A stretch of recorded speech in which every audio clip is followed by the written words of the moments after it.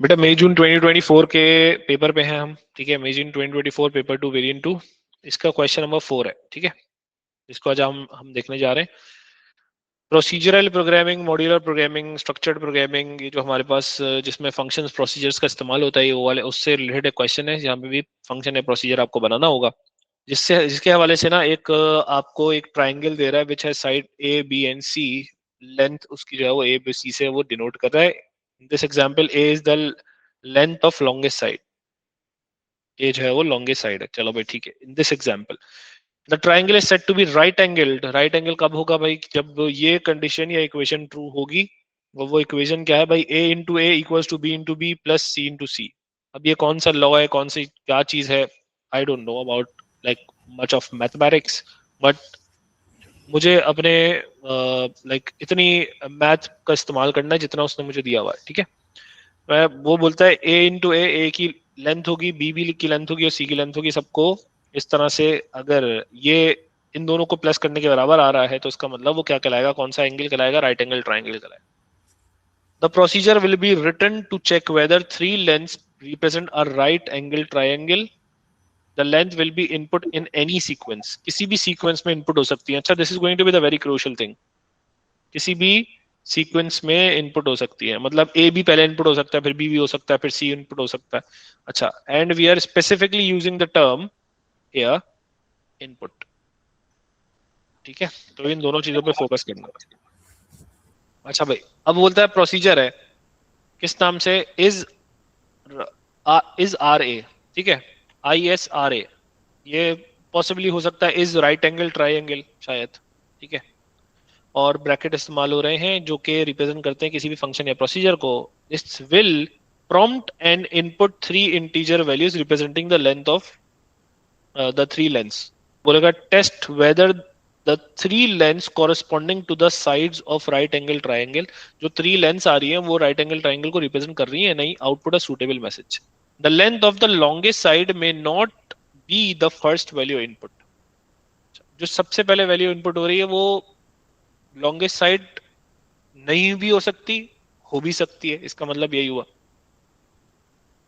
अब इसका मतलब ये है कि इनपुट लेने का मतलब ये कि भाई इनपुट लेके आप कहाँ पे सेव करोगे? कोई ना कोई वेरिएबल्स में सेव करोगे। अब आप उन वेरिएबल्स को कैसे इस्तेमाल कर सकते हो? अब आप वेरिएबल्स को आप ABC के नाम से इस्तेमाल कर लो, या फिर first length, second length, third length किसी भी नाम से इस्तेमाल कर लो। It's up to you, right. इसके अंदर पैरामीटर्स इस्तेमाल करने हैं? नहीं, कोई पैरामीटर इस्तेमाल नहीं करने, क्योंकि बोला prompt and input three values. तो जब इसको कॉल कराया जाएगा तो ये इनपुट करेगा, मतलब इनमें वैल्यूज जो पास ऑन हम कराते हैं जैसे फंक्शंस में, वो पास ऑन नहीं होंगे, क्योंकि जब ये कॉल करवाया जाएगा तो इसके अंदर ही आप जो है ना वो इनपुट लोगे, ठीक है। इनपुट करवाने की बात हो रही है। आप इनपुट का मतलब पैरामीटर्स क्या जाएंगे? खाली जाएंगे, मतलब खाली कोई पैरामीटर नहीं होगा इसके अंदर, ठीक है। अब इज आपने बोला प्रोसीजर इज आर ए, अंदर चले गए प्रोसीजर लिखने के लिए। सबसे पहले क्या करेंगे? सबसे पहले बोलता है कि भाई prompt and input three integer values. Three integer value को इनपुट लेना पड़ेगा। इनपुट लेने के लिए तीन वेरिएबल इस्तेमाल करूंगा, और तीन वेरिएबल्स आपकी मर्जी हो सकते हैं कोई भी। उन्होंने बोला भाई एक काम कीजिए, आप तीन वेरिएबल्स को, क्योंकि प्रोसीजर है तो डिक्लेयर करना तो लाजमी तौर पर पड़ेगा। आपने बोला डिक्लेयर कीजिए तीन वेरिएबल्स। किस नाम से कर दूं? ABC कर दूं, XYZ कर दूं? सही है ABC, क्योंकि इक्वेशन जो ऊपर बनी हुई है ना उसको बनाने में आसानी होगी मुझे अगर मैं ABC लिखता हूँ। समझ में आई बात की नहीं आई? ABC लिखूंगा तो ऊपर जो इक्वेशन बनी हुई है वो लिखने के लिए, वो बनाने के लिए आसानी होगी कि मैं ऊपर वाली इक्वेशन को कॉपी कर दूं। भाई A बराबर है B के, B का स्क्वायर होगा पर मल्टीप्लाई बाय B होगा। चले जी, तीनों की डाटा टाइप क्या होगी? लेंथ्स मैंने उसमें लिखनी है, ठीक है जी। लेंथ किस में हो सकती है भाई? हमने बोला भाई इंटीजर वैल्यूज बोल रहा है भाई साहब। अच्छा हुआ देख लिया। Declare ABC colon integer. सही है जी। आपने इंटीजर बना दिए तीन चीजें।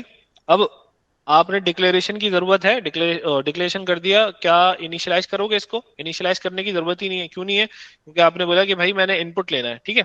तो डिक्लेयर करने के बाद प्रॉम्प्ट एंड इनपुट करेंगे। प्रॉम्प्ट का मतलब क्या होता है? यूजर प्रॉम्प्ट बनाया जाएगा, यूजर स्क्रीन पे डिस्प्ले कराते हैं मैसेज। आउटपुट करवाया, क्या आउटपुट करवाऊंगा?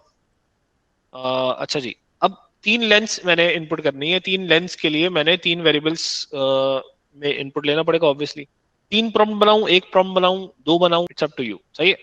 3 प्रॉम्प्ट बनाना ज्यादा मीनिंगफुल रहेगा, वरना एक प्रॉम्प्ट बना के 3 दफा इनपुट ले लिया जाए, that will also be like same. हमने बोला please enter what, first length of triangle, length of triangle input करवा लिया A comma B comma C, या फिर फर्स्ट लेंथ आपने लिखा please enter first length of triangle input A, please फिर output please enter second length of triangle input B, फिर please enter third length of triangle फिर input सी।